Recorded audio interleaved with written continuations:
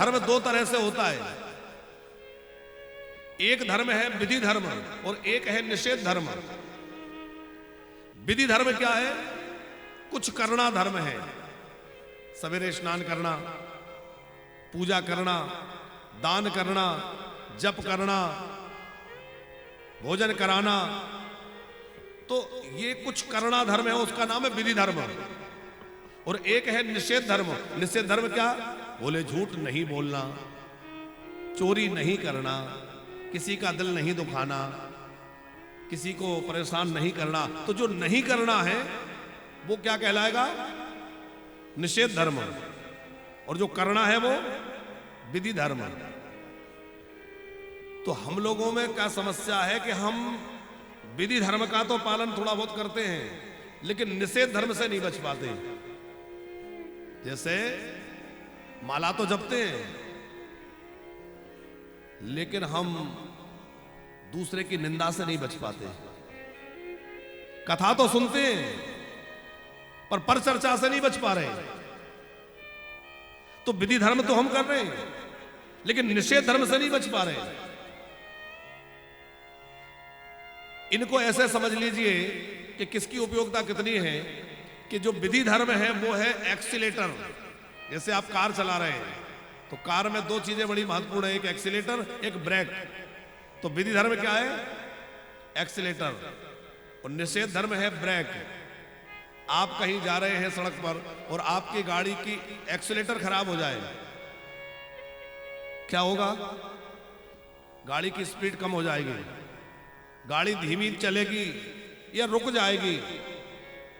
हो सकता है रुक जाए, लेकिन कोई बड़ी घटना नहीं होगी। लेकिन आपकी गाड़ी सड़क पर चल रही है, एक्सीलेटर बहुत बढ़िया है, तेज रफ्तार में दौड़ रही है और ब्रेक फेल हो गया, क्या होगा? अरे आप लोग बोला करो ना, हमें लगे सुन रहे हैं। हाँ? ब्रेक खराब हो जाएगा तो एक्सीडेंट होगा कि नहीं? तो हम लोगों के जीवन की स्थिति यही है कि विधि धर्म तो है, मतलब एक्सीलेटर तो बढ़िया है, पर ब्रेक नहीं है कि क्या नहीं करना है। अच्छा एक बात बताओ, किसी को बीमारी हो जाए, मान लीजिए डायबिटीज हो गई, तो गोली का ज्यादा ध्यान रखना पड़ता है कि परहेज का? दवाई का इतना ध्यान नहीं रखना। दवाई तो आप दिन में 2 ही बार लेंगे, लेकिन परहेज पूरे दिन करेंगे। माला तो आप थोड़ी देर जपेंगे, भजन तो आप थोड़ी देर करेंगे, लेकिन आपको वो सावधानी पूरे समय रखना है कि मुझे क्या नहीं करना है। बात समझ में आ रही? आपने दवाई तो एक बार खा ली, पूरा दिन फ्री, लेकिन परहेज पूरे दिन रखना पड़ेगा कि अरे नहीं भैया चाय आ गई, नहीं हम नहीं लेंगे, मीठी है।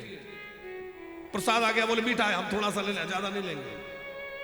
तो परहेज का ध्यान ज्यादा और दवाई का कम। उसी तरह भजन भले ही कम हो, पर जिन चीजों से बचना है उनका विशेष ध्यान रखा जाए कि क्या नहीं करना है। पर हम लोग उल्टा सीधा कैसे भी हो, बस आता जाए। तो धन की शुद्धि नहीं होगी तो यज्ञ कहां से सफल होगा? हम आपसे निवेदन कर रहे थे नाम महिमा में कि ना तो बिना भगवान नाम के यज्ञ हो सकता, और कलिकाल में तो बड़ा कठिन है, क्योंकि कलिकाल में ना धन की शुद्धि है, ना हमारे भावनाओं की शुद्धि है। श्रीमद् देवी भागवत में 3 प्रकार के यज्ञों की चर्चा आई है,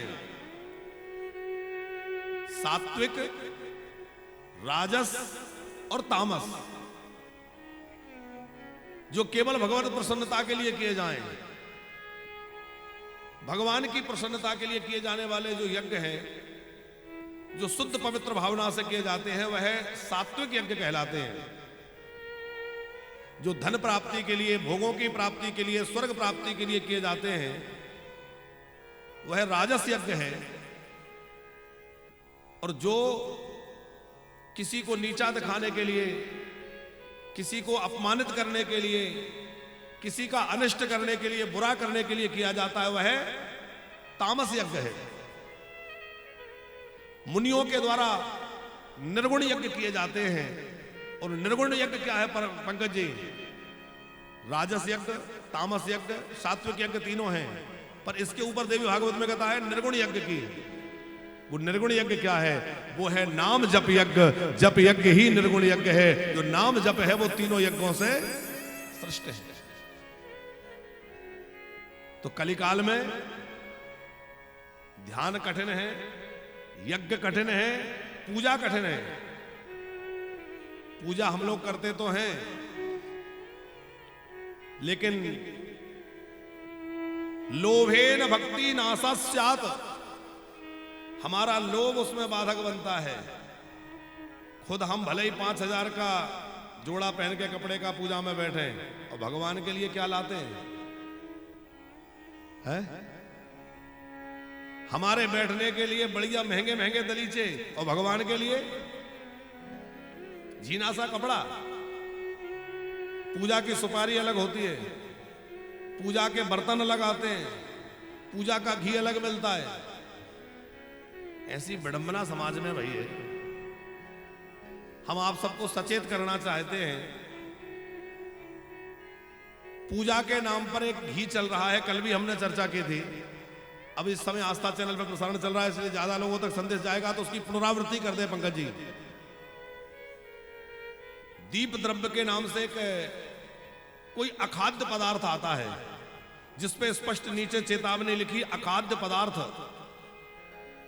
अब जब वो अखाद्य है तो भगवान की पूजा में प्रयोग कैसे हो सकता है? अरे भगवान के पूजा के लिए तो कहा है कि गो माता का ही दूध, गो माता का ही दही, गो माता का ही घी प्रयोग होना चाहिए, और कोई नहीं होना चाहिए। अब गो माता रखना तो हमने बंद कर दी।